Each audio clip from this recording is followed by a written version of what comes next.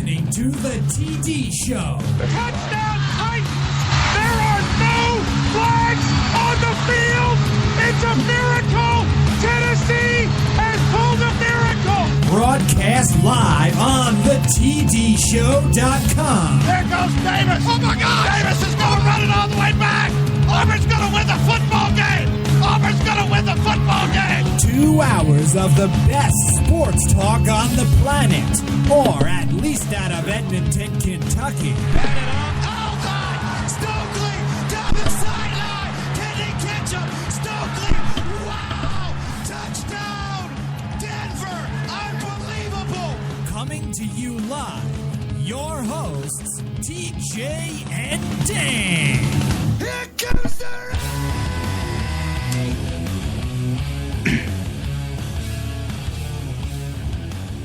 Welcome back to the TD Show.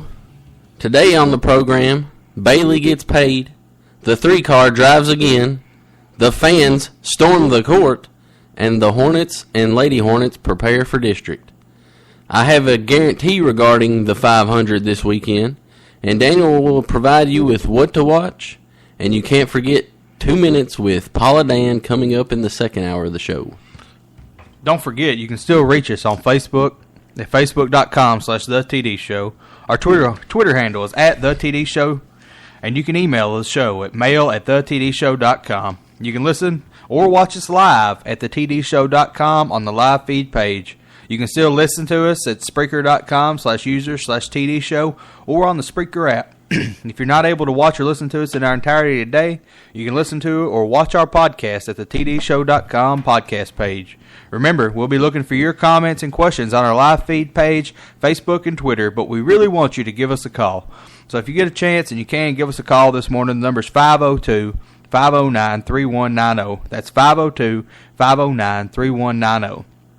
And share your thoughts with us. Don't forget, you can vote on our poll. It's on our Facebook, on our website there at thetdshow.com on the first page, which is located, to the right of where all the main stuff is there. And here's the poll question this morning. Do you believe NASCAR should retire the 3-car? Kind of a loaded question. We'll get to a little bit later when we get to talking about the got a lot to talk about in the Daytona 500 this weekend and today. Biggest race of the year for NASCAR. Kind of kicks things off. Even people that don't follow NASCAR regularly usually watch the Daytona 500. It's easily their most popular event in the year and draws the biggest ratings for them every year. And we'll talk about the Daytona 500. We'll talk about UNC rushing the floor after defeating Duke at home. We're going to talk about little MLB, Braves signing Simmons, Reds signing Bailey. We'll start off there. But if you have any comments or questions regarding anything that we've said we're going to talk about or something that we have no idea about, you bring it to our attention. Give us a call, 502-509-3190, or comment on the Facebook, Twitter, like Dan said. We want to get your comments, questions. And that number is listed right underneath the live feed there. If you're watching our video on our website, that phone number is listed right underneath there on the comments on the live feed. So you can find it pretty easy, and we'd like to talk to you. It doesn't matter what you want to talk about. We'd like to hear from you this morning. Right, and if you're too shy to get on the air with us, you can leave us a comment right in under the live feed where you're listening to us or watching. You don't even have to put your name. You can make up a name. So, yeah, we'd like to hear from you. We'd like to see what y'all think is important going on this week in the world of sports. I know what's most important to TJ, and what we'll start off with this morning is the Reds' big move they made this week. Not really a move, but their big contract decision and signing Homer Bailey to a big deal. He's getting paid, like the ace that he's starting to become. Yeah, that's right. And, before today, or before yesterday, I guess it was, or last week, the general consensus was that he wasn't going to be a Red after this year. And if the Reds somehow fell out of the race during the season, that he would get dealt before the trade deadline. I mean, it was pretty popular belief that he was going to be a New York Yankee next year.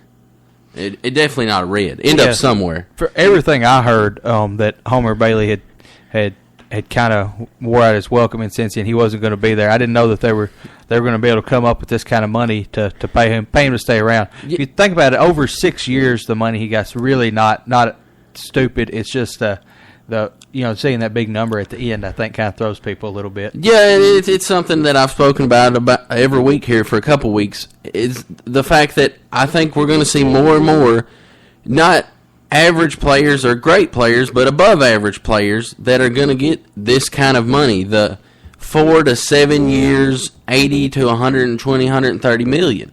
Yeah. You don't have to be Joey Votto or Mike Trout or somewhere along that lines to get $100 million. Yeah, and what we're starting to see is, even though baseball hasn't reclaimed its position as the premier sport in America, football still is easily holding that. What baseball has are fans that are incredibly dedicated and fans that are going to pay higher and higher amounts of money to watch their team, whether that be on TV through one of these packages or like a MLB at the plate or on an online package like MLB TV or through higher ticket price at the ballpark. Those dedicated fans are willing to pay that amount. And so I think as the years go on, with the amount of games that players play and the toll it takes on the body, we're just going to continue to see these contracts rise. So with all that being said, let me go here. I got a text as soon as it came out officially that the deal was signed that wow, Homer Bailey, $100 million. And then, I had some friends over last night, and one of them, Homer Bailey, $100 million? So apparently there's this belief that Homer Bailey isn't above or isn't worth $105 million over 6 years. And here's what I would say to you. In any scenario, I believe it is much better to pay a player that has a proven track record that he is improving every year, instead of paying an Albert Pujols who has clearly peaked based on what he's already done. Right. You want to pay a player for the future, exactly, not the past. I couldn't agree with that statement more. And let me share Homer Bailey's track record here. Since 2009, he has improved every year. He's went from 8 wins to 9 wins to 13 wins. His ERA has improved every year.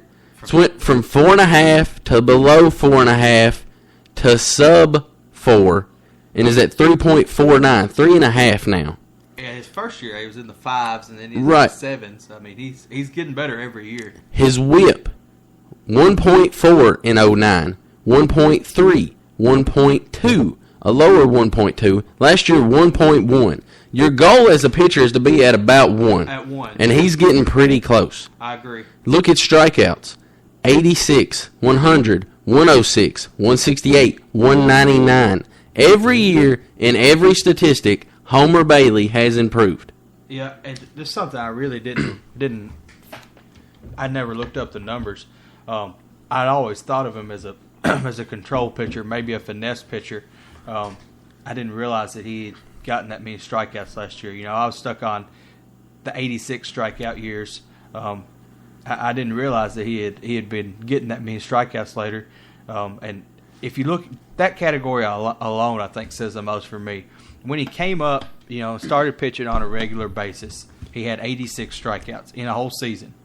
That was in 20 starts, 86 strikeouts. Last year he had 32 starts, 199 strikeouts. That's over 6 a game. I mean, that's a pretty good. That's the stat that jumps off the page. And he's becoming a workhorse in the middle of the pitching rotation too. If you look at the past 2 years, he's threw over 200 innings. And injuries, which were a problem very early in his career, haven't shown up in the past 4. I can remember taking a trip to Cincinnati with Coach McMurtry watching Homer Bailey pitch, and I believe he gave up about 5 runs in 2 innings. And the whole way home, Mac was like, well, we're probably going to beat Homer Bailey to Louisville, but he will be there before too long. And I'm going to tell you now, Homer Bailey has came a long way from that day. Yeah, and that was the thing with Homer Bailey. You see a lot of pitchers that come in that are power pitchers that come in and have their best years their first 3 years. They're throwing it 100 miles an hour, 98 miles an hour. But then you see a lot of pitchers who are that pitch the way Homer Bailey pitches and pitch the way that Greg Maddux pitched. I think if you look at them, you can see some similarities, not maybe in their delivery, but in the way they pick apart the game and the way they look at it. They know they're not going to blow it past anybody, so they're pitching around and out of zones, and I do see the improvement, and I agree until you started talking to me about it, which was before today. I didn't know about this deal. I had another buddy of mine that's a huge Reds fan that came in and told me the moment it happened. Came down into my office and told me about it, and we were talking about it, and he was telling me how he was getting better, but until I looked at these stats, I still thought that was a little high. But I am of the opinion when it comes to Major League Baseball and the era of Major League Baseball that we're in, which is the post-steroid era, that if you're going to pay a player the big money to stick around, it needs to be a pitcher, and preferably a starting pitcher, because, back in the day, it didn't matter how well your pitchers were, because you were going to score 11 or 12 runs, because, you're going to have 4 or 5 home runs a game from people. Those days are over. Defense is what's going to win ball games. Pitching is what's going to win ball games. And if you're going to pay a player big money, it ought to be a starting pitcher. So I agree with it. I didn't know they were going to be able to come up with that kind of money to keep him after the big deals they gave Votto and some of the problems they've had with whether or not Brandon Phillips is going to be there. I didn't know what kind of money was going to be tied up in that situation. But I'm glad they got to keep him. And if he continues on the path that he's on. He's going to be, 33 when this deal is over. So if we could, in the next 3 years, it's reasonable to assume he will continue to improve at least until he's 30. So he could be a low 3 ERA guy and a 1 WHIP guy for the next 2 or 3 years. Yeah, the thing with Bailey is when he got drafted in 2007, there was a lot of thought there that he was going to be great. He was going to be a Cy Young type pitcher. And after struggling in 07 to 09, people kind of just wrote him off. And, let's get rid of him. Obviously, he's not going to be what we thought he was going to be. Well, not every pitcher is going to be a Cy Young pitcher at their rookie year. Not everybody's going to be a Strasburg. I mean, it takes some pitchers time to develop, and I believe that's what he's doing. He's gotten in the league. He's getting his innings. But all that said, the one negative of this deal is that it hurts the Reds' chances of keeping Matt Latos long term. I believe he's tied up through this year and next year, and you kind of wanted to have him and Cueto 1-2 for years to come, but it looks like with this deal, unless you come up with a lot more money, you're not going to be able to tie up Cueto, Bailey, and Latos.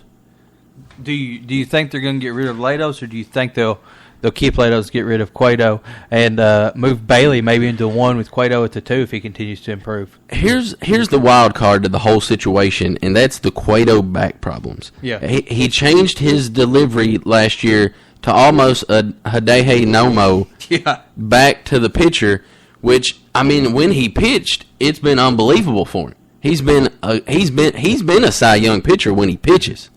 He's been one of the best in the league. It's just he hasn't had enough innings from his injuries.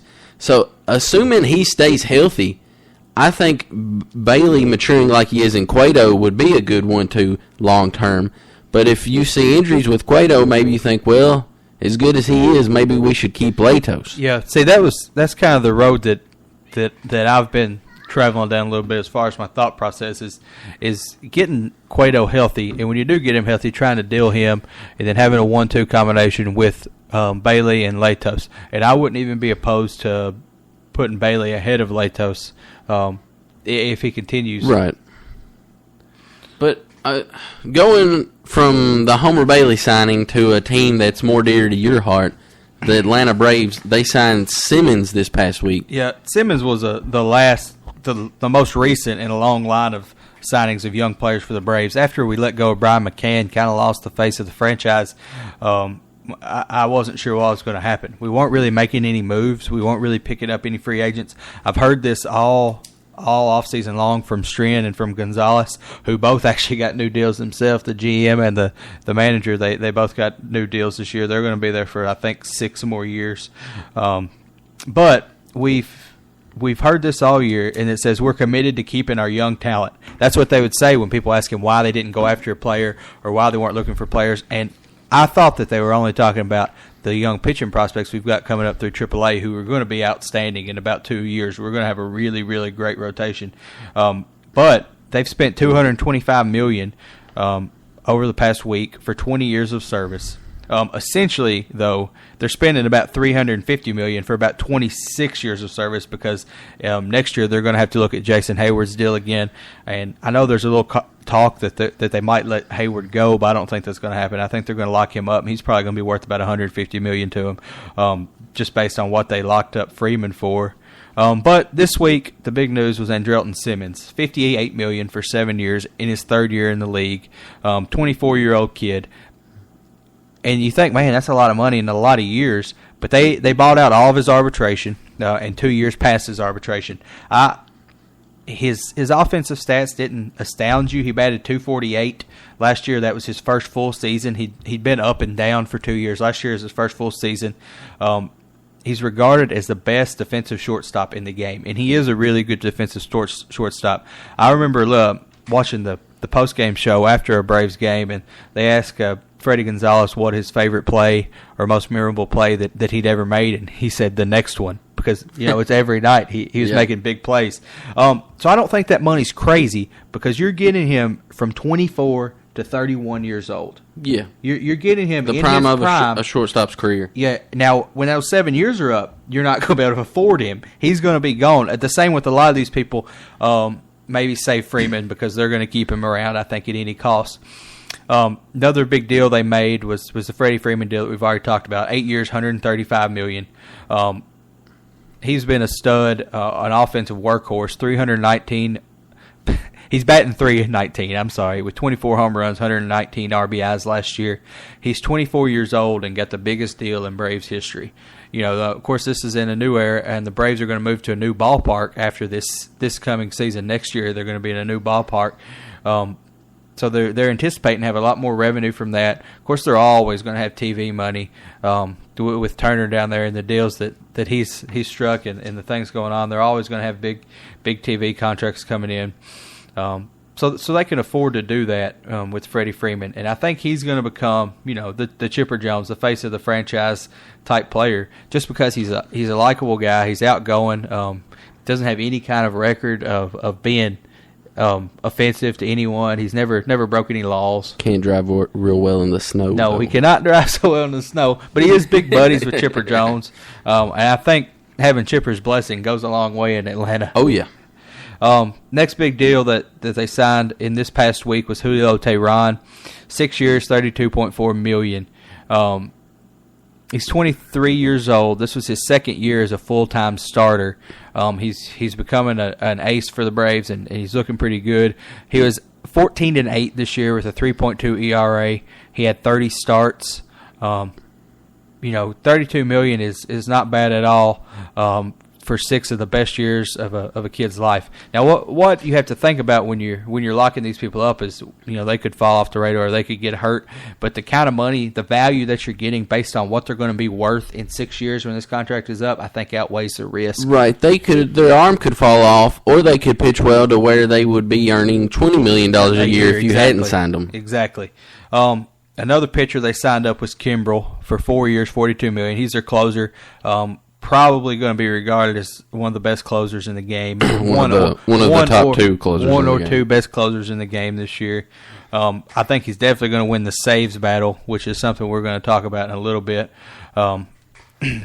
This is what Kimbrel had to say when they gave him his deal, which I think says a lot about the strategy that the Braves are trying to employ and the camaraderie there kind of is between these guys. They all like each other and they want to stay together. It's almost a Miami Heat situation where they would take a little less money. They know that if they went to arbitration, they could get more money in 2 years, but they've all taken these deals. Anyway, he says the Braves are a lot more likable than the Miami Heat. Yeah, he says I can see what we're doing as an organization and a ball club.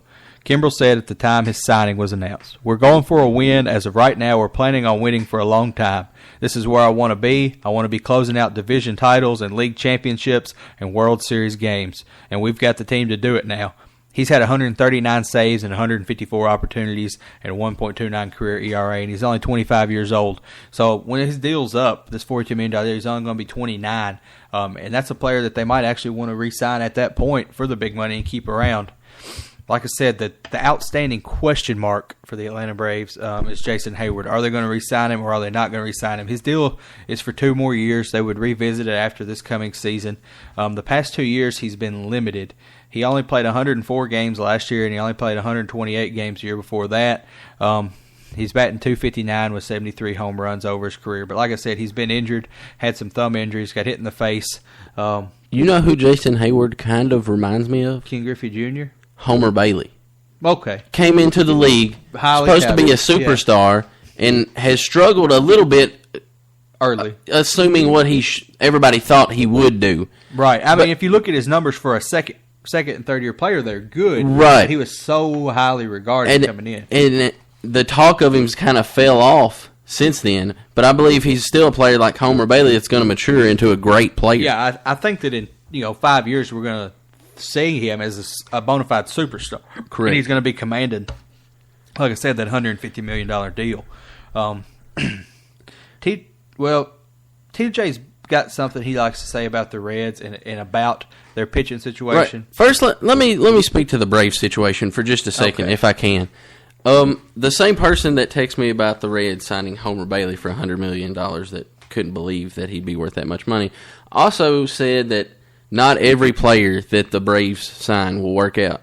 And my thoughts on this are, well, do all signings ever work out, and do they need every signing to work out? Because if you look at that team, they are loaded from top to bottom, and the pitching staff is good and young.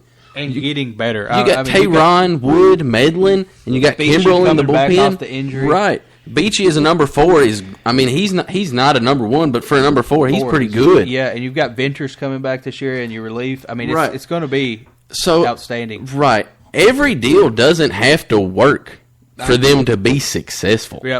All you want to avoid is the big stupid deals, like the Albert Pujols deals. Right. That's what you want to avoid as a GM, is getting a guy who obviously doesn't have that many years left in him. You think you're going to get 3 out of those 7 that are good, and you don't even get 1. That's what you want to try to avoid. With a young player, even if they get injured, even if they have a bad game, they've got enough, vitality left in them that they can make up some of that, and you're going to get most of your money's worth, even if they completely blow up. Right. I don't see how the Braves aren't good for the next 5 years to come. Which is exactly what the point I'm gonna make here is, you're not going to see the Yankees or the Dodgers making any of these kind of moves. They're not going to be locking up young players for big deals. They're going to attract the big names. None of these kids have really big names outside of the Braves, aside from Hayward, who we know about, and maybe Freeman doesn't even have that big of a name outside of the Atlanta Braves. Right. And Kimbrel, who we talked about. But aside from that, most of their key players are not huge name guys. But they're locking those players up, and this is their experiment that I think could result in multiple World Series championships. Right. I spoke last week and a couple weeks ago about the Yankees being a decade ahead of everybody as far as money. I think they're a decade behind on ideology because they're signing prime players as opposed to players who are reaching for their prime. The game is changing. This worked 15 years ago because, we had PEDs. Players were playing past their prime at an incredibly high level because they could recover. The game is cleaned up. The game has changed. You have to gamble on these young players. You can't just lock up people who've already made a name for themselves. And the Yankees will figure it out, I think. And the Dodgers will figure it out. Right, but that being said, specifically talking about the Yankees and what I think's hurting them now is we're going to see a lot of players who would rather make the same amount of money in another team because Homer Bailey can sign with the Reds for $105 million and make more money than if he signed with the Yankees for $125. Same with the Dodgers. If you were to go live in California, you would have that same situation. Places like Atlanta and Cincinnati, even Miami and places in Florida that have these, more tax write-offs and not as high tax codes for people, they're actually going to be making more money in those situations. So you can take less money and go to somewhere with a lot less headache. Exactly. So I think we'll see a lot of players go towards the Midwest and the South as opposed to New York and California. I agree. But we got plenty more baseball to talk about, plenty more college sports coming up, a little Daytona 500 conversation. We'll get to that when we come back. I will talk about how Brian Price is going to change the game of baseball. All right. We'll be back in about 4.5 minutes.